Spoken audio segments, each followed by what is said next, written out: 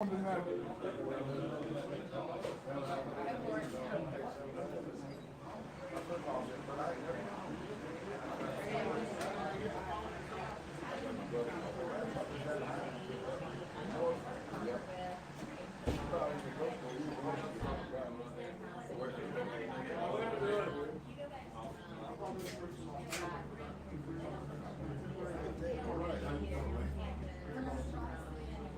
right, we'll go ahead and get started a little bit. Looks like we're going to need more room eventually. There's Dennis. Take out some more money and we'll maybe we can on. So thank everybody for coming tonight. I want to thank Bruce for coming, agreeing to speak to us tonight. And also we've got Ed and Ashley from Enterprise State Community College. And they're going to talk for just a few minutes to inform y'all and tell y'all what's going on over at Enterprise. So Ed? Yeah, my name's Ed Howard. I'm the Division Chair of Math and Science at Enterprise State, and we have a new division of Agricultural Science that we're forming at Enterprise State. We got started with that because we made a partnership with Auburn University and a partnership with the Alabama Department of Ag and Industries dealing with honeybees. So we're using the honeybee as a paradigm to learn the scientific method across the scientific board, but also in agricultural sciences. So we've been fortunate. We have the apiary unit lab in the state of Alabama through our partnership with ADAI, where Philip Carter and other apiary guys bring in samples, and Ashley Snellgrove is a biologist in the division. She set up 2 courses, Bio 250 and 251, and it's about honeybees. So she's taught several students how to take the samples brought in by Philip Carter and test for varroa mites and nosema and tracheal mites. And so we're on the move with that, and that's paid off in a lot of good ways. We struck up not long ago in November a great partnership with Auburn, where we have a seamless fit between ESCC and the courses you take at ESCC and transfer into Auburn and any of the College of Agriculture pathways up there. We're working with Auburn University Vet School coming up to do some studies in poultry science.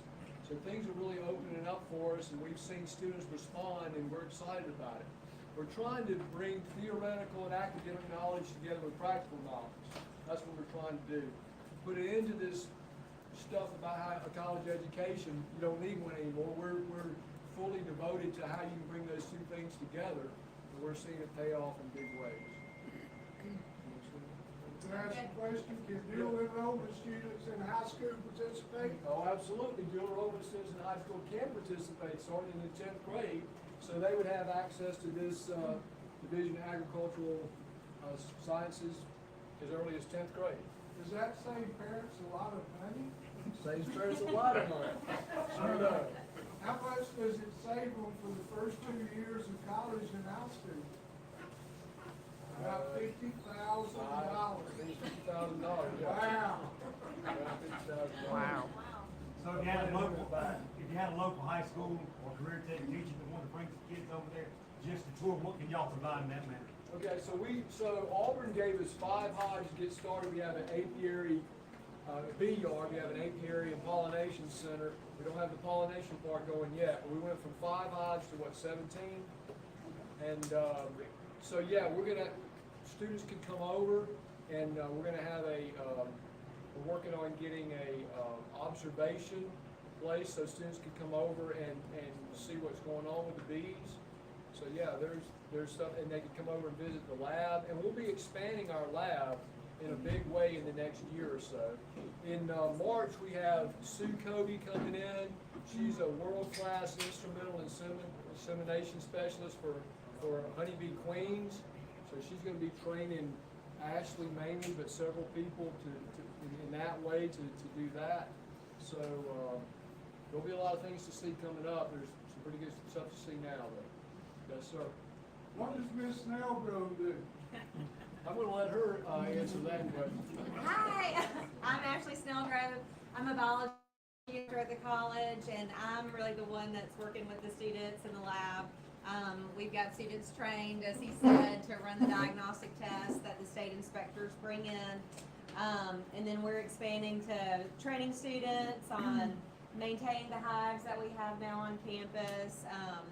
They're learning how to prepare to participate in Auburn's brood monitoring program that's coming up in the fall. And so the students are really loving being able to get that hands-on work on the scopes in the lab and getting out in the yard and just getting sweaty and hot doing physical labor. Do those students get college credits that will transfer to Auburn University at Enterprise State? They sure do.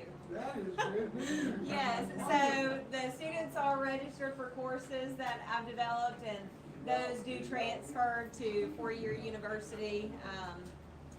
And yeah, so great experience for them, and it sets them up in terms of both networking as we take them up to Auburn or the state diagnostic lab, but it also allows for them to, you know, kind of narrow their path and what they may want to do once they do transfer or enter the career field once they finish with us. Very good. Thank y'all for having us. Has everybody got a number? Did everybody get a number? We're going a few things to door prizes we're going to give away here. Who did not get a number? Can we get two? You can have to. You can buy one. All right. So Bruce brought a hat right here. What is this? You want to swing? How many of you guys have Facebook? I know. Yeah, most of them. There's a group on Facebook called Alabama Friendly Beekeepers. Richard's been involved. Richard actually had these hats made. And there's a group in Texas called Texas Friendly Beekeepers. It's huge. It's like 10,000 people. And I'm on there. And the guy on there, Stan Gore, is a good friend of mine. I've met Stan. I'm a part of his group in Texas as well. And it's all about positivity. It's all about helping each other out. If it's a negative comment on there, you're gone, period. So there were a few negative comments floating around on some Alabama beekeeping websites, and I just was like, forget that. So I said, I'm gonna make me an Alabama Friendly Beekeepers group. Myself, Tyler Walker down in Hartford, Richard Prager, and Brian Lee are the four administrators on that. Richard got involved with getting the hats made. So we got that thing organized. We, worked long and hard on this logo, got it figured out. And it's kind of fun. We only have like 130 members. We don't care if it gets big or not. It's not about how the size of it. What it's all about is helping people out. Alabama Friendly Beekeepers. Friendly in all caps, beekeepers, right? That's what we're doing here. So if you get on there and you want to fight and argue, just go somewhere else because you'll be gone very quickly. But if you want to get on there, just go on Facebook, type in Alabama Friendly Beekeepers, and there's going to be a couple of questions it's going to ask you to get in, and one of us will approve you on that. But anyway, the first door prize, we had 50 of these hats made, and so there's not a lot of them out there. And Limited edition. Limited edition, first edition. Richard Woodham style. But anyway, so the first door prizes for this hat right here. Number 8. Number 8. Number 8. Great. There you go. Second door prize. Now this is something. This is contraband. Okay, so there's a story behind this. And I don't know how many of you guys follow me on Facebook. Bruce, JENNE, JENNE is my Facebook page, but there are a couple people here in the state, whenever you post something, they disagree with it, they think they're the beekeeping police. So I posted and I got these labels really, because I worked long and hard, put a lot of money in developing these labels. And just thought a lot about this. It's a hot honey we've developed. My daughter actually developed this product. This is like the 4th bottle, 5th bottle anybody else has had their hands on right here. So it's brand new. Today's the first day we're selling this stuff. But these labels, there are a couple things on here that aren't exactly legal, which I didn't know when I had them made, but they're okay. I mean, they've got everything on there. Then you have, they're not supposed to say 100% pure, and flowers are not supposed to have a bee. So the police, the Alabama beekeeping police, came down on me hard. If y'all saw that conversation. But anyway, so if you get this, you got a contraband product. It's a contraband label. The Alabama beekeeping label people might come after me. Richard, you gonna come after me for this? Okay. Now this honey is, my daughter developed it. We only had a little test run, just a small little sample, and it was a medium heat. It was, just a medium heat. A lot of people liked it. We decided to produce it in a larger batch. She made a larger batch, and it has some heat, but not as much as we're calling a mild hot honey. So anyway, this is the next door prize, this product right here. This will be the first bottle, one of the very first bottles that anybody even has. Number 15. I got it. Alright. You said you needed some. It is a mild, it's not, you don't expect to burn your mouth up, but it's really good. It's just like a mild honey. That's what a lot of people like anyway, so I think they would like So it. if they wanna get more, where do they get it? You reach out to me on Facebook. I happen to have a couple bottles in my truck.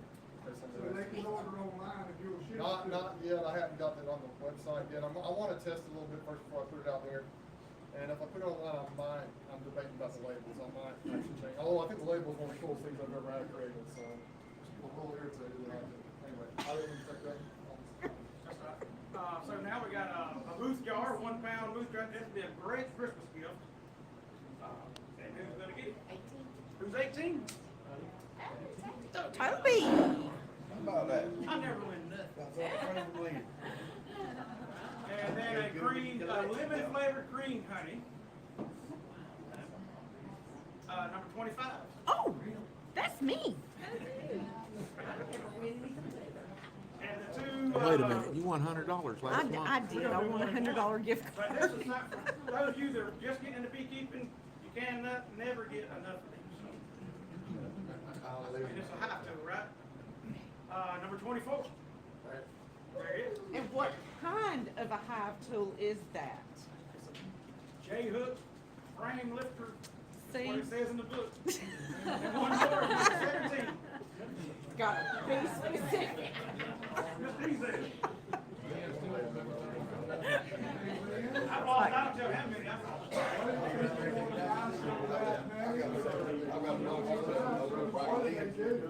They call me, or come see me.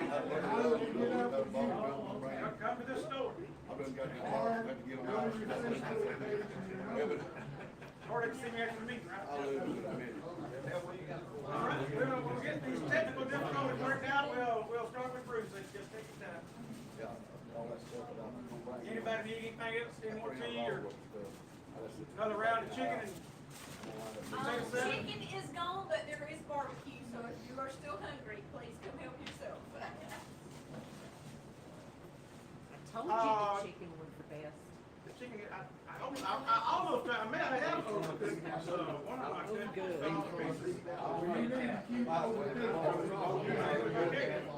So we've got the ABA coming up, September the 20th and 21st.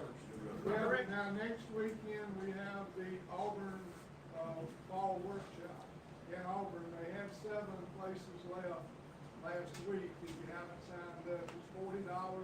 You get exposed to all of the PhD students, all the work you're doing, which will be trophy layouts, mites, and, just tremendous information, the latest stuff that you're not gonna read in books. But you have to go to Auburn B-Lab or AUBs, and, you can sign up, and it's $40, and it's next week. Not this weekend, but weekend to the next week. TV's work, is that what it? Yeah, it's not connected to my phone. Okay. Let me see if I can figure out how to do it. Maybe you guys can, it doesn't matter that much. I can do it definitely without it. But I thought it'd be kind of cool to. No, you can allow access to this page, it's just on that if you need to, through your phone. Okay, so I can plug this in. No, like, pull that out, use the USB from the door on the, here, and hook that in here, and allow access to that. That's my phone. Oh no, it's Oh, okay. Can you it's hear, an Apple, so it's all connected. Robert, can you get on your, and hear and see if that, his mic is working? I don't I have, can. I don't have your link. Good job. We'll pay you extra. Can y'all see this at all? I know it's kind of small. Should be working. Can y'all see that? Maybe a little bit. StreamYard. Testing. Alright, so, we're gonna make sure.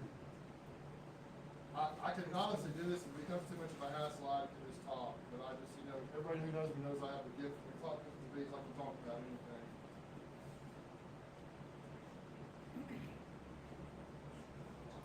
Don't forget to promote your YouTube channel. Tomorrow night, y'all be on tomorrow night? Can y'all hear me? Answer me in the chat if you can hear me.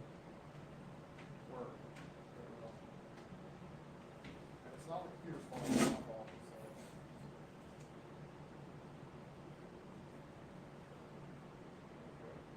Got new mics. Bruce has got one on, but you don't I don't think know I'll know what I was doing. pass it around. Alright, so, I'm Bruce, Bruce is me, sounds like a lot of you guys kinda know who I am or whatever. I do have a YouTube channel, and Lynn just asked if I gotta share my story, so that's what I'm gonna try to do. I thought I'd just show a few pictures to go along, but I may end up just saying forget that and may just not worry about it. But I started my beekeeping journey back in 2013, well actually 2012. My dad was real sick. I grew up in Newton, over near Newton, Alabama, and just on a farm up there, horse farm. If you watch my videos, you've seen, sometimes I do videos up there, but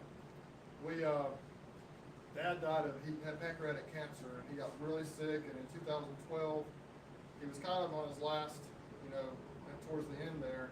It was the October, and I had a couple things that happened right in a row. I've always been kind of intrigued with bugs since I was a little kid. I had an insect collection in the first grade that would have competed with a lot of high schoolers. I mean, I was just into the bugs and insects. Living on the farm, in Alabama, we had great access to bugs, right, insects.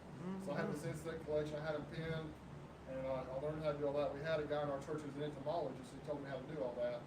So I figured out how to do that, and then I kind of forgot about it. Got into sports and everything else going through high school. Went on a mission for my church, came back, went to school, played a little college football, and just kind of started a family and just kind of forgot about the insects a little bit. I've always been intrigued with nature, but really I lost interest, I guess, or just wasn't that enthralled by it. But my dad got sick. There were two things that happened. Number one, I had a home health patient over in Abbeville who had bees. He was an older fellow. He had had them for years, and he just literally, kind of like we do sometimes, got a little starry-eyed talking about his bees. He loved his bees, and some of the things he told me about bees, I found out later, weren't exactly accurate, but it was very interesting to me what he was telling me. He had some ideas that I found out scientifically may not be exactly the way it is, but he had been a successful beekeeper for several years, and so I had that, and I just was just enthralled with it, just really impressed with it. And then about that same time, we had a general conference for our church where one of the speakers talked about the honeybee hive and how he said 40,000 bees, 1/12 of a teaspoon per bee per their lifetime. They had the statistics of a beehive, and they compared it to the church. How each individual bee doesn't do a whole lot for the hive, but they all combined can do a great thing. And so I thought that was pretty cool. So it was in the back of my mind, but my dad was sick. I didn't want to bother my mom with it. And he passed away in January of 2013, January 2013. So a couple of months later, I just asked my mom, I said, would you mind if I put a couple of hives of bees up here? I'd like to see what that's all about. In my mind, I was thinking just a couple of hives to mess around with, see if I can keep them alive, that kind of thing. I had no idea.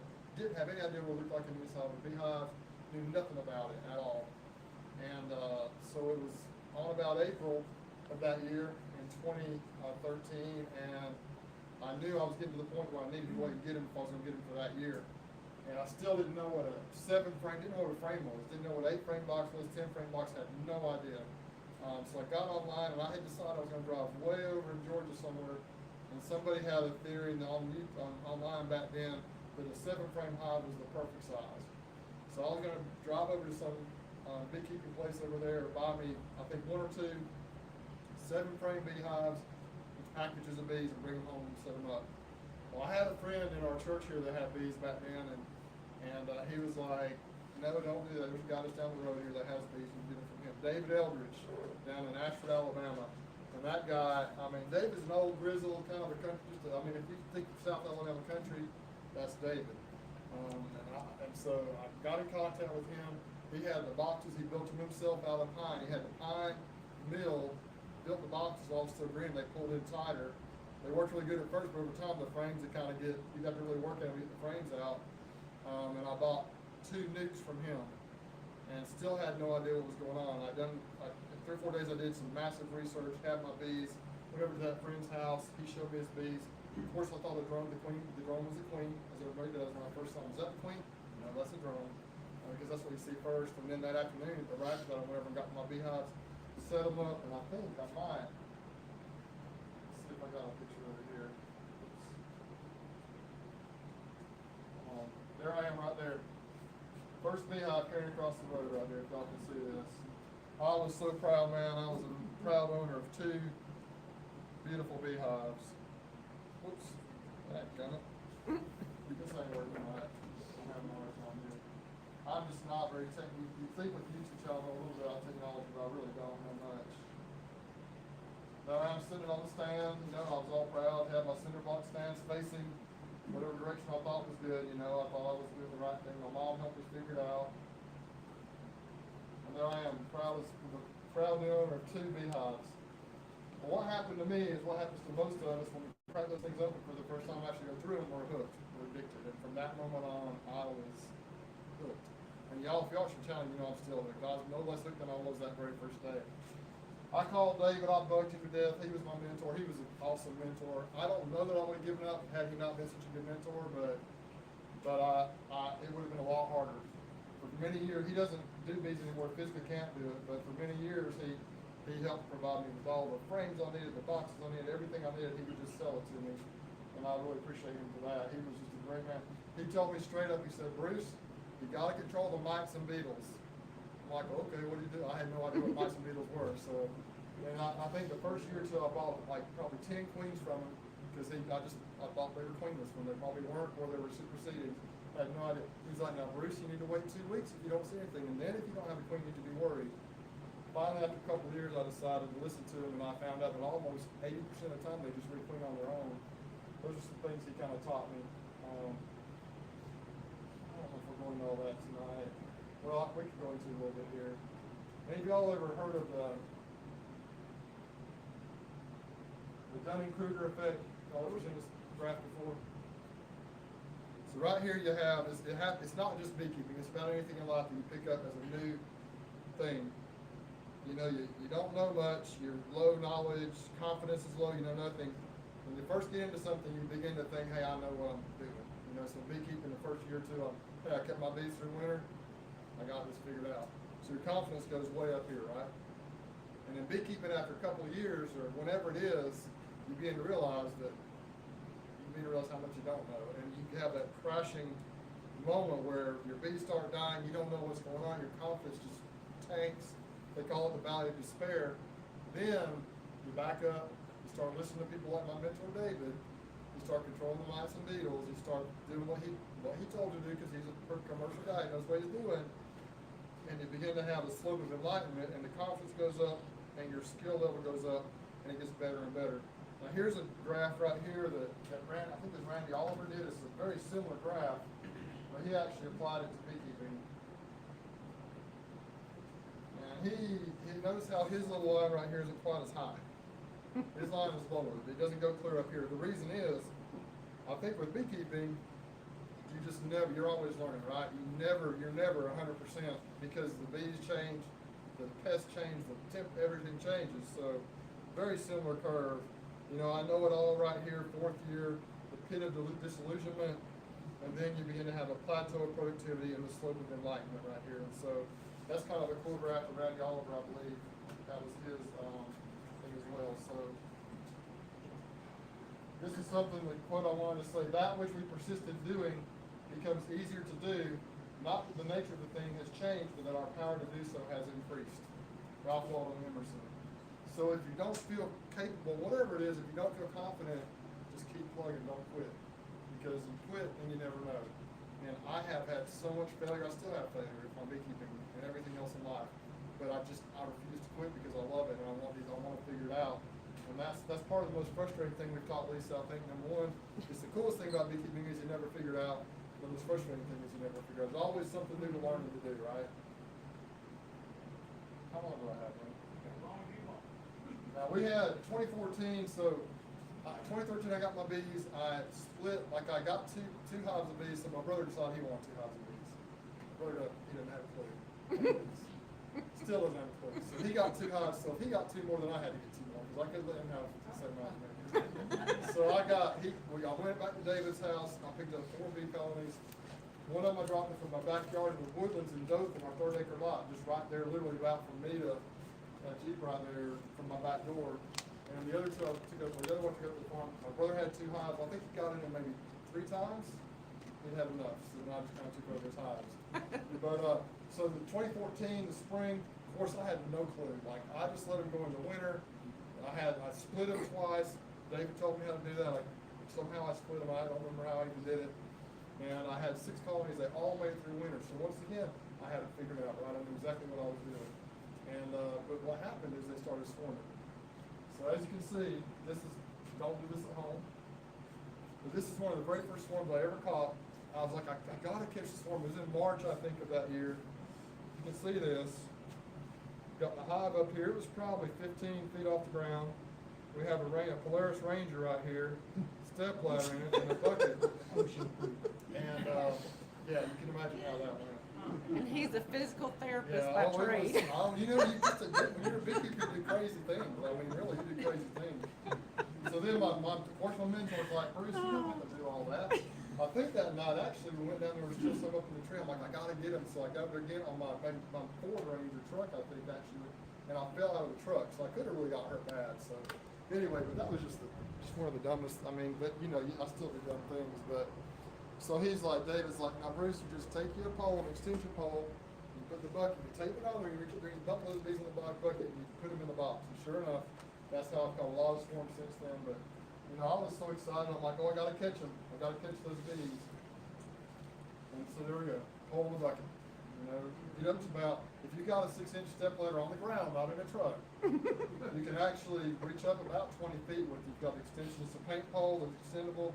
Take the bucket on there and just bump the bees in there and drop them in the box. You can drop them on the ground in front of the box and they'll run in. It takes a few times sometimes, but it works out. And now the other end, using my pole.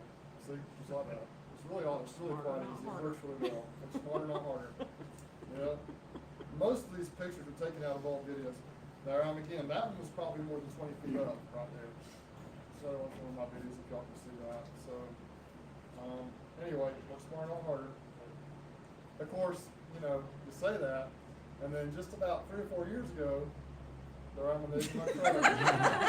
That was about 25 to 30 feet up. I'm up on the very edge of my truck, reaching as high as they were just trying to get those bees. So, you know, that was way after I knew better, and I could have dang killed myself, but there I am doing it. So, yeah. So we got some honey the first year. This is my son. The first couple of years, I don't know if it was 2014 or 2015. We had the old comb capper with the 5-gallon bucket. We rented the bee club extractor, and man, I thought we were just doing awesome. We did. I mean, it was good. A good little harvest. I think we got 130 something bottles that 2014, that second year. Here we are with the whole setup right here. We got I had like 8 people helping me. We had like 5 boxes. So, we had a crew. You see the boxes right there. Those are the boxes we had. And we had a big crew helping. I think we got 130 something pounds, which I thought was amazing. And it really is when you think about it. You know? First year. There's all the ladies bottling it up right there. We had a whole table of women just, they had a blast though. We had a good time with it. I've always been able to figure out how to get people to help me once. And then Lynn will tell you, it gets a little crazy. But that's my crew for that many bottles of honey right there. So we had a good time with it. It was a really good time. Most of those were folks from church, just friends we had. And it was a good time. This, I think, may have been the next year, if I'm not mistaken. And I saw, this came up on my Facebook feed. It may have been that same year, but it came up on my Facebook feed. And I said something about time to harvest. We have a lot. I'm like, I mean, it was a lot. Nothing compared to now. Now I'm thinking, but it was all, here's a couple of little kids that came and helped us. I think this may have been, I don't know if this is the next year or what, but, you know, time runs. And here we are again. Now this is another harvest. It may have been 2014, 2015, something like that. So that's more of those pictures. And this is that harvest that day. So we bottled everything up. Back then, you know, now I realize that if you do that, it can crystallize, we're going to get rid of it pretty quick. And I had 2 buckets down here too, I guess. So back then I was worried about spending money to buy buckets and all that kind of stuff. You know, I'm like, man, I just can't. This is my daughter. This guy right here actually has passed away now, but his dad was the one that was the patient I had up in Abbeville that told me about bees, and it was actually his dad. He wanted to come help me. His wife didn't want to do anything with bees, but he's like, I'll help you. So he came and helped us harvest. This is my daughter right here. She just dropped her off at Auburn yesterday. She's about it. Then I decided to make an investment. I purchased a 3-frame, I'm sure it's Chinese spinner. Thank God we're not using that now for you. We did hundreds, if not thousands of pounds of that little thing. But hey, I needed it because I was tired of renting from the bee club. So then, that's probably 2016, 2017-ish, a little better harvest, right? We did all this in my little one-car garage, just about like this big right here, you know, it's small. We had the thing stacked in there. I had bees in my backyard then too, so you know what they were trying to do the whole time. But anyway, it's good times. I look back on it. This was in 2014, I don't know when this was, but you can see the different variations of color. I thought that was really cool. All the different colors, variations of color. Now we don't have as much because I don't harvest late in the summer. I used to harvest like late July, August, and by then they had more time to get some more of the summer flowers, a little darker in color. But most of my honey now is more the amber and lighter type of honey. Then we made the big purchase of the Maxent 20 frame extractor, and that was a game changer for us at the time because we were still doing the uncappers with the cone cappers with 5-gallon buckets, but man, that thing just made a big difference over our 3 frame extractor. And that's, you know, we're moving all up in the world. I can't remember how many that was, but that was a lot of work for us, my wife, and me, and my daughter, probably the ones that did that, so that was 20. a lot of work. Then we went on up and moved into the bottling tank. It's a Maxent bottling tank. It's a heated, double jacketed, warms the honey up, and it's dripples valve, and that thing was a game changer as well. I still use that to this day. These are some different ways we do our honey. Those mouth, you got some of these mouth bottles here. They're so pretty. But we do the mouth bottles with the wax seal on them. I enjoy that. This was back, I think, 3 or 4 years ago. Had some teenage kids that came and helped us harvest. Those kids were hilarious, and they were a mess, but hard workers, and we got it done. Somehow, once again, I taught people to help me once. I mean, this is a whole new setup. If you watch my most recent harvesting videos, down in Hartford, we have Rusty Norris, Grand Cam Bee Ranch. Rusty is a great man. He is one of the best people I know. And I was, I don't know, maybe 2020, maybe 2018, 2020, not 2020, 21. I have been doing it in my garage, and I'm like, this train, I can't do it. There's no way I can do 100 whatever boxes in my garage. It can't all fit in there. And I was like so in despair. I'm like, Rusty, I have all this honey. What am I going to do? He said, well, Bruce, come on down to my place. He's like, we'll bring both of our extractors, both of our lines, and we'll put it together, and we'll help with yours. We'll go back and forth. We'll help each other with our harvest. And so we've done that now for, I think this is the 3rd or 4th, I think it's the 4th year actually we've done this. We did the 2nd harvest that first year like that. And anyway, so we had his line over here. It was a licensed 30 frame, which somehow someone here knows about that extractor. He now has that very extractor that's in this picture right here. Lynn does. He got it from Rusty. And there's my 20 frame Maxent. Much more room. If you watch my videos, we just really went a lot faster then. We were able to do 2 lines at once, and we had these capping tanks, and Lisa's been there, and it's just really, it really goes smooth. And another thing that set up too. So we did that way for what, 3 years I think. It's just a game changer. Here's our crew that I think that first year, first harvest we did. A lot of people helping out, and that I think we had 70-some buckets there, or something like that year. That may have been, I think that was 3 years ago when that was. So you can see we definitely picked up the pace a little bit. There's a crew, I think, from 2 years ago. Let's see. There's a crew we had out pulling honey. Somehow I talked them into. Now, a couple of them, at least one of them, he hadn't been back. He was a young kid, and it was too much for him. Had a friend at scout camp said, hey, Bruce, can so-and-so, he's a Boy Scout at scout camp, can he come and help you harvest honey? I said, now, you understand. My kid's never been in bees before. Now, you understand that it's July. And it's hot, and it's not just a hive in the backyard. We got 30, 40 hives in the spot, and they're not happy right now. Oh, he's tough, he can handle it. I mean, he handled it for about 2 years. It wasn't that he was scared, it just the sensory overload.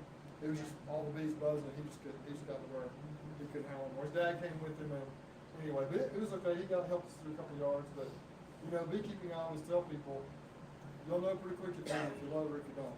You'll know. Some people it's just not for you. But anyway.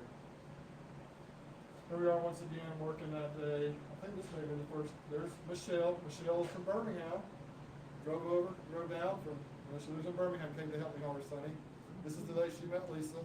And I met you before, but I'm not sure if I had or not. I don't remember. Yeah. I might have. I think we had. This is our crew.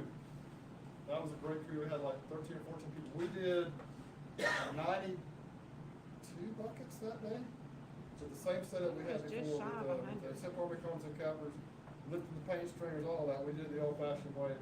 That was a record harvest at that point, it was amazing. You see all the people that came to help out. So beekeepers are typically really helpful. There's a trailer with a bunch of the buckets in there, really full of buckets before I store them. This is an idea. I don't know. It really depends on the people in your community. I tend to believe people are honest, and I give them the benefit of the doubt. You can always, if they're not, then you can just deal with that. But a friend of mine in Dothan, Matt Phipps, has a few colonies, and he did a little self-serve box out there at his place. There, he lives close to Botanical Gardens in Dothan. And so I've been thinking about it, and you guys know how it is if you're trying to arrange with people to sell your honey. You got to be there for it. You got to set it out. You got to arrange things. Well, I just said, I'm going to take me one of my wax tip bee boxes that I have, like me and Boyd made some wax tip bee boxes, turn it on my side, put a shelf in it with a plexiglass front, hanging on my privacy fence. This is a bee box lid right there to it, a migratory lid. And then we got the sign right here with how to pay. And I don't think we've had a single bottle of honey stolen out of this thing.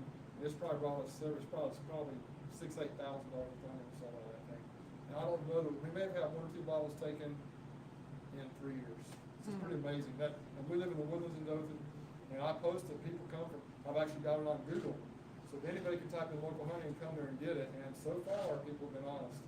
Knock on wood, hopefully it'll stay that way, because this has been such a life changer for me, because I don't have to worry about it. I see something comes over my Venmo account, boom, $16, I know somebody bought 2 pounds of honey. Or it also you can put cash on there, so it works out good. Now, this has been a few years back. I had Phipps Cabinets in Naker Field. It's a big cabinet maker. And years ago, they used to do all kinds of stuff out of really nice wood, mahoganies and all kinds of stuff.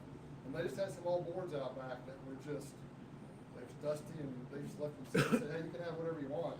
So I went and I bought all kinds of, pine, mahogany, poplar, all kinds of stuff, and I made these beautiful 5-ring meat boxes. I still use some of them a little bit. Some of the lids, I think, I don't know if they have any boxes left, but anyway, that's a little setup I did. I thought it was kind of fun. I have more time to do stuff like that back then. I don't have a lot of time to make things like that now. This is the story of Mega Hive. In 2015, I had a guy up in Indiana, Tim Ives. He was posting YouTube videos. He didn't post a lot. He didn't say. He just showed. He never talked about what he was doing. I said, Tim, what you doing? Tell me what you're doing. He ran a 3-deep system. I was like, tell me what you're doing. So you remember that swarm I was catching up in the tree? This might be that same swarm. I'm not sure, but 2015. Going into winter, I'm like, this is going to be a colony. So I contacted Tim, and he walked me through it. That thing had 11 or 12 boxes here, 3 deeps, and then the rest are mediums. And it made 315 pounds of honey that year. I haven't been able to duplicate it since, and I haven't tried, because 3 deeps and trying to climb a ladder to get honey off, that's a lot of work. This is my first pollination experience. Jeremy Wyckoff had a family member over in, what's the name of that town? Anyway, once watermelons pollinated, so we put 6 beehives in the back of his minivan. I recommend. They were deep in the medium, and they were packed out with bees pretty good. Jeremy got into the bees for a couple of years, and he got out of it. But what we did was we fastened the boxes together. We put a screen over the top, took the lids off. And they did okay. Getting them back was fun though, because they were bearding all over. You can imagine that, how that went, but we figured it out. Here they are right there, all set up in a little cage right there. Then we decided to kind of go up to more of the, I started getting into the, this is I think 2018, 2019, whatever it was, started palletizing my stuff a little bit. This is actually out of Lake Patty Sioux. This is before they told me I couldn't come back. But anyway, see my beehive set up on pallets. Most of my stuff is on pallets now. And there they are, my first trip to California. I sent a few cars, I think it was 32 out of California, just on, I was a caboose on a big truck. I mean, they just put a few hot hives on there. And I don't do that anymore for various reasons, but I've just tried to grow. Here I am working with my pallets. That's done so we can treat for mites. There we go, the mites. You need to treat for mites and beetles. If you want to be treatment free, it's up to you. I'm not telling you you can't be treatment free, but I wouldn't suggest you eliminate the option of doing it. If you can develop a bee that's strong and resistant to mites, by all means do it. But I lost a lot of bees because I just thought I was going to be treatment free for a while. And there I am treating with one of the original L'Oreal bees vaporizers. Beautiful place right there. See the hives right here in the front, Lake Patty Sioux in the background. Some more pollination stuff. There's the truck. One of the trucks that has the bee hives on it. You see how impressive. I don't know if y'all have seen that before, but it's pretty impressive when they do that. There's my buddy Davis. David was my mentor. Davis is kind of my commercial mentor, him and Tyler. But there's Davis over on that truck. That's after we threw the nets off when they came back, we got them loaded, I believe. They were out picking them up on my trailer. My trailer, you see I got this little trailer, got a few on there, but there's Philip Carter. Anybody know Philip Carter? He's out there, hey, these bees, Kid Phillips is about it. But he's out there, this is when they came back from pollination, he's investigating, he's looking at my bees. That's a beautiful box of bees right here. If I see a lot of frames, I like to see bees covering the frames on bee hives. That's my son-in-law. Now my son-in-law. That was the day I think that he asked permission to marry my daughter. So we want to come and get some bees with me. So there he is out there, got the mic, I'm holding up to it. Anyway, that's Rylan, and they've been married now for about 5 years, so anyway. There's my son Austin. He's a wild man. He's calmed down a little bit, but Austin has a good time, and he never minds that with the bees when he's in town. They were feisty that day, as you can tell. And I'm catching a swarm. We can whip through some. This is Rusty and I did a cutout of an old abandoned house right here. Had a good time with that. Just whip through some of this. There's some spooks we made. I just want to kind of whip through here.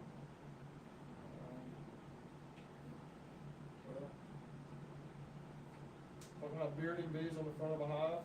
That's the front of a hive looking down right there. It's a thing of beauty. Alright, here's a couple of things I want to show you about treating. So I use these towels, they're called Dixie H470, I think they're towels.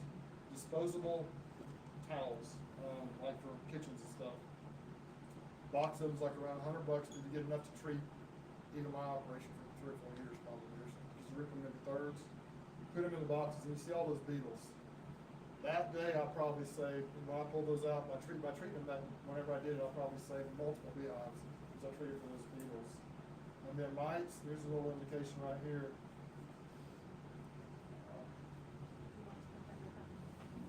Okay, so you see all those mites on there? Those are all mites. Think I had an infestation? What I did was I didn't really treat those. Those were in my backyard. Of course, when you're in your backyard, you can always get to it, right? I was treating everybody else all out in the countryside. And finally, this was like in December, I think November, December, a couple of years ago, 2 or 3 years ago. An Apamay colony that has this tray in the bottom. And I treated with oxalic acid vapor. And that was the mite drop a few days later. I pulled that tray out. Thousands and thousands of mites. So you just don't know. You don't see the mites on your bees, but they're there, unless you're really watching them. Then Apivar, I like to use Apivar. A lot of people think it doesn't work, but it works for me. I've had good success with it over the years. What was that? Apivar. It's that, yeah, so this is me and all my YouTube and glory. And maybe y'all ever heard of the Stream Team Beekeeping Chat? Y'all heard of that? No. Lisa's been on the Stream Team. Anyway, but so this is really kind of the heart of what my presentation. Really, my buddy Greg Burns at Nature's Image Farm up in Ohio has a saying. He says the bees are the conduit to the people. That's really what it's all about, right? And that's why you have the store to sell the beekeeping stuff, and everything else you're doing is to meet the people, right? And honestly, I have met so many just cool people through the YouTube thing, just through beekeeping, even before I did YouTube, through beekeeping. I think typically, besides a few that are a little crazy, which we're all a little crazy, but beekeepers are typically good people just trying to do a good thing and trying to help the environment, trying to help each other out. Most beekeepers are helpful. They want to help other people succeed. Well, something kind of, I think it was a little bit of divine intervention happened, I guess it was 3 years ago, something like that. Right before back then it was called the Hive Alive Convention, now it's called NABI, it's the one that we typically go through. Cayman Reynolds had a convention. And a month or two before that, a guy just out of the blue called me, or texted me, or emailed me or something, said, hey, it's Greg Burns. I wonder if you'd like to do a podcast interview are you going to Hive Life? I said yes. Would you like to do a podcast interview? Didn't know who he was. I'd seen a video or two of his where he had almost no subscribers, but he was interviewing Cayman Reynolds, who's like, and he's kind of an icon. I'm like, who is this guy? I think he really came. I'm like, what's wrong? Anyway, but he called me, and so I'm like, sure. And then Brian Coper from Castle Hives, I'd been wanting to do live streams, so I heard he was good at helping with that, so I contacted him. He said, sure, I'll help you figure it out. So we kind of developed a little relationship right before Hive Life. We did a live stream or two before that, and then we went to Hive Life and met each other in person. We developed an extremely strong bond and friendship. And we, honestly, they're a couple of my best friends, I believe, to this day. They're great guys. Every Wednesday night we rotate through our channels. It's 7 o'clock here, and we do a live chat, streaming a live beekeeping chat. We've had a lot of guests on, like Bob Benny, a lot of the big people that you might recognize. We've had Lisa on there, Tom too, she's come also. You know, we get people from all over. We don't just have try and get people at all different levels of beekeeping. We try to get people tip good that do YouTube because you know it's kind of a thing. And we've had some smaller YouTubers on there. Everything's been fine. And there's been some really almost kind of sounds weird, almost like spiritual experiences we've had on that chat with people. Just some deep feelings have been shared about what the bees can do for people.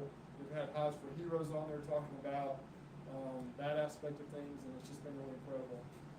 Just a few friends I met there, you know, Jose, the California beekeeper.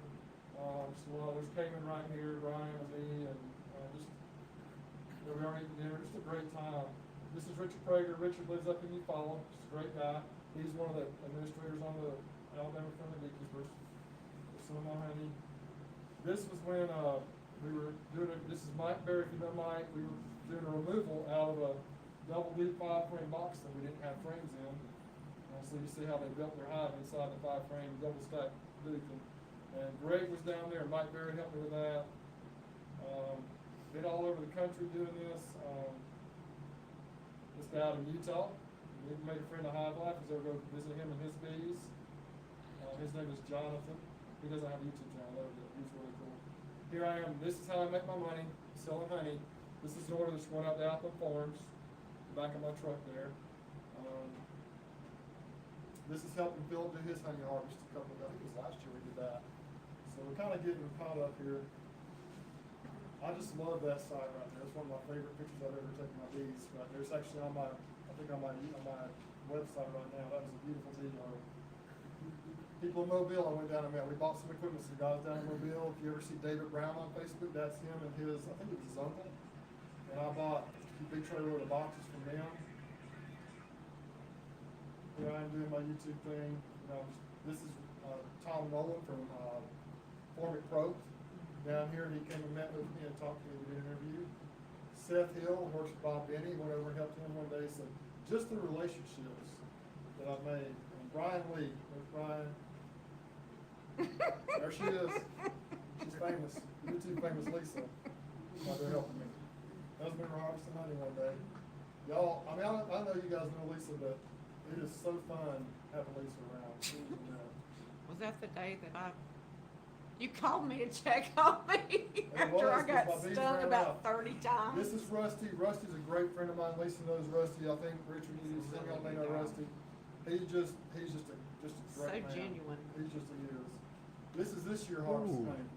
Did y'all happen to see my harvesting honey videos this year? There's a playlist on there I put on there. But if you notice, one of the first scenes in that, we were up there up here in Ozark, which I only have 6 hives in Ozark. And I can probably handle it now. Not as many as they used to be. However, you know what happens if you have 2 big heavy beehives on one end of you got the cinder blocks and 2 4x4s. You have 2 heavy hives, one just inside the cinder block, and one on the end of the cinder block. Teeter-totter. You start removing boxes of honey from the one on this side of the cinder block. Boom. And those 2 big, strong, you know, full of bees hives. One of them I think flipped forward, the other flipped sideways. And we had ourselves an adventure right there. But that's what it looked like. They were all over us. But we had the crew. We just kind of buckled in, hunkered down, put them back together. Took the honey, got the bees put back together. And they're doing great. There's Lisa. Well, this is this year. There she is. For some reason, I hadn't learned my lesson yet. I keep going back. There's Lynn. Lynn came and helped me in our final harvest. We did a smaller harvest in the first part of July. And there I am with my honey. We had 9,300 pounds of honey this year. Thanks to Lisa, Lynn, and others that came and helped. It was an incredible experience. There's Lynn again. Here's our crew from the last harvest. I just got everybody together before we left that day. It only took us a little while. I will say too, before I finish up here, if you're in beekeeping, you want to grow. If you want to really turn into a business, you need to look at your numbers, crunch your numbers, and figure out how to be the most efficient that you can be. And sometimes it's worth paying the extra money for a bigger extractor, a better uncapping system, a better bottling system, because it will speed up your situation so much better. I don't think Lisa didn't come to the first harvest this year. This spring harvest this year, the honey was thick. We did it. We got a new cow uncapper. It's like 40 years, 45, 50 years old. It's awesome, though. We bought that from Tyler, and I bought that from him, and that thing still works. You know, stuff that was built back then, you probably couldn't kill it no matter how hard you tried. But that really speeded up our uncapping, because we used to do everything manually with the Simple Harmony Farms uncappers. And by the end of the day, by doing thousands of frames, your forearms are gone. They still tell you. Oh, my they're shoulders, gone. We had, my and upper arms. that sped up the process of uncapping, but we still had the Lifeson extractor and the Maxim extractor, 50 frames total going at one time. What happened was, the honey was thick, we had a honey, we didn't go very fast that day. So when we were done, I texted her, I called her, I said, man, we gotta figure out how to speed this thing up. And so I said, I'm gonna buy a 30 frame Hillco extractor. We're gonna look at it, see what we think. And so I did, 32 frame, actually 32 frame deep and 24 mediums. I bought it, and as soon as we pulled it out of the box, we did a video on it, Rusty and I did a video. He's like, I'm getting one of those. So he got one. So now we had the nice uncapper, we had the 2 extractors, and then we figured out a way to better filter the honey so we don't have to use the paint stringers anymore. And it went much faster. We did 102 buckets in a day. It was a full day. And we were, the first time using extractors, we were still trying to figure them out. So for this last harvest we did right here, we were done with, I think, it was 26 buckets worth by like noon. Oh, wow. We had, anyway, we went really fast as we finally figured things out. They followed through, and it went really well. So anyway, it may have been early afternoon, I can't remember, but this is another guy, Jared. He is the head baseball coach at Wicksburg High School, which I'm a Houston Academy guy, so we don't like Wicksburg, but Jared's okay. I like Jared. But anyway, he's a really cool guy, just a great guy. He's interested in doing bees. He came out and helped me pull honey. His first experience with bees, his last harvest, just he and I did it. It was one bee yard to do. And he was a trooper. He did a great job. But, you know, just an example of someone that just wants to get, that's what I recommend people do. If you want to get into bees, just get yourself a bee suit. What you did, he got a Guardian bee jacket, and he just came and hung out with me for a day to see if he would like it. Don't buy all the equipment. Don't spend all that money, because you may not like it. But he's all in. I think he's going to be in some bees. And he swung by the next day to check out the extraction situation. There's that picture again of the bees. And this guy right here, Lisa will tell you, this guy right here, he holds the record. He came from Utah to help us harvest honey. His He was name's a Bracken. trooper, And too. I actually did an interview with him when coming out soon, Sunday. He has an incredible story to tell of redemption. Bracken was having some real issues in his life, and if you watch the video that I put out, you'll see he has overcome so much. And the bees, he grew up kind of on a farming and stuff, but the bees, he'll tell you, have saved his life. Great guy, hard worker. He had a little hard time with the humidity. He was dripping wet. He had ice time, but he never slowed down, and he was a great help. Flew him down, and he helped us with pulling the honey and the extraction. And Lynn met him, Lisa met him, he's a great guy. So Bracken, he's a young guy, he's 34 years old, but he's just a great, I'm really impressed with Bracken. His channel is Barker's Bees and Honey. You want to see how things are done out in the dry desert, Utah, you can watch some of his videos. But he just talks from the heart. I mean, he's not trying to do how-to videos, but he just is like, look, I'm going to check on these queens, and he's got that Utah country cowboy accent, and he's out there just a great guy. And then this is me. This is my pride and joy. This big yard down at Apple Farms. This is early this year. Now these hives actually struggle a little bit right now, but they produce so much honey this year. I mean, they're okay, but it's just a beautiful location. The bees do really well there, and this is just, I'm in my sweet spot when I'm in my bees. That's just the way it is. I love it, and they're just. I don't know if I've done what you want me to do, but I hope you understand to me that the bees is more than just bugs. There's something about those bugs in the box. I think each of us needs to realize, think inside, what is it about those bugs in the box? Greg Burns asked that question to people. He's the guy from Nature's Image Farm, my good friend. He'll go to people saying, what is it about those bugs in the box? And everybody's got their own story. Everybody's got their own story to tell of why those bees are so important. but they are. I think it's divine, something divine about them. In my opinion, hope I don't step on any toes here, but in my opinion, all you gotta do, you see evidence of God, is you track them to the beehive. Blow a frame, that didn't just happen. You know, something you just flopped up on the beach and made that. That is gotta be divine guidance there. I truly believe that. And it's almost a spiritual experience. Now, some days, like it was Saturday when I was up to die out there, it's so different. But most of the time when I'm at my bees, earlier in the day I was like, man, this is so cool. But then when I barely got in my truck and made it home, I wasn't thinking that so much. But some days I get in the bees and I just don't want to do anything else. And that's one reason I think that it's so good for veterans, for people who have had traumatic experience, PTSD, whatever the situation is. If you have the personality, if it doesn't have an opposite effect on you, they can be very therapeutic, very soothing. And you guys all know this if you got these, you know what I'm talking about. So, Lynn, I appreciate you letting me come by. Are there any questions anybody has about anything? What's the name of your YouTube channel? Bruce's Bees. It's all one word, lowercase, but if you type in Bruce's Bees, it'll pop up. And the YouTube thing is just a whole different, I could go on about that too. But it has allowed me to connect with people literally all over the world and really all over the country. But even I've had some people that I've talked to, and I've even done an interview with the Bush Bee Man from Australia one day. That was interesting trying to get that figured out. I met, it was like 7 o'clock here in the evening and 7 o'clock in the morning there. And so we used it the whole next day when we did our interview. But that was a while back when we did that interview. But I would have never met Lisa. I would have never met all of you or all these people I've met all over the country. Yes, ma'am. You were speaking about the therapeutic benefits of beekeeping. Our friend here, David, was talking about the arthritis or pain in his hand, and his wife had mentioned maybe you need a bee sting. So you know, you should have. My wife actually hates to get stung. We were harvesting hay and she got stung in her fingers and she was like, you know, my finger doesn't hurt anymore. So she's like, maybe I need to get stung more, but she doesn't want to get stung, but she's like, maybe I should. I've heard a lot of good benefits of it, especially for arthritis and different ailments. I personally, I get so stung so much, I don't know. And that's why I don't hurt too bad, maybe that's why I can still go, but I do have aches and pains sometimes, and I don't know. Me personally, I'm not sure if it's had that big of an effect, but some people absolutely swear by it. I can attest to it. Yeah. I can In a attest to short it. and My, quick answer. I know especially it's this not hand. An easy answer, but I'm new. I talked to Dennis, and I've never treated for mites.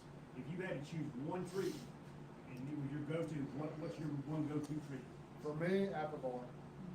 You can only use it, you can't use it with honey supers on. The reason I would say it's my favorite treatment is because it's so easy.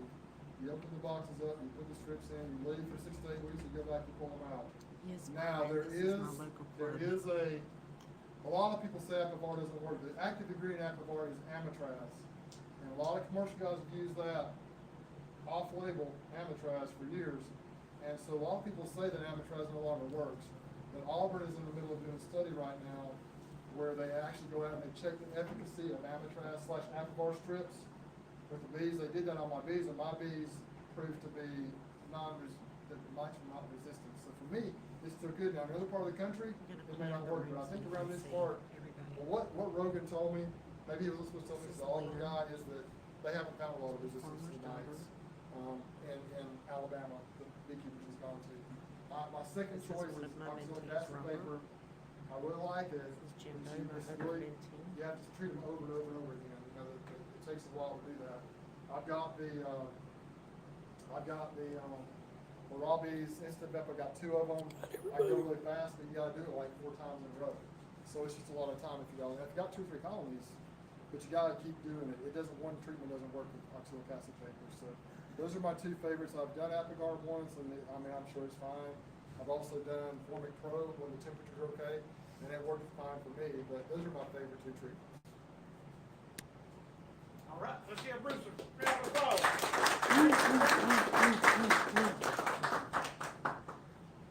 Anybody else got anything? Questions, comments? I have one other question for Enterprise State Community College over in Enterprise, Alabama. Can dual enrollment students in high school go to Enterprise State and take college courses, and it's free of charge? They don't have to pay a penny for it? Yeah. So they can get a 2-year college degree It will transfer to Auburn University and any four-year college that's in the group without paying a penny in the state of Alabama. Wow. We That's better amazing. jump on that. That's wonderful. We're very fortunate that our local, one of our local community colleges has made the distinction. In the stream, thank you everybody for joining us. Yes, Brian, this is my local bee club. It's Farmer's Daughter. We call it the Monkey Foot Bee Club. Bruce spoken this tonight. So y'all have a great night, and let's see you on the next one. See y'all next month. What y'all want to eat?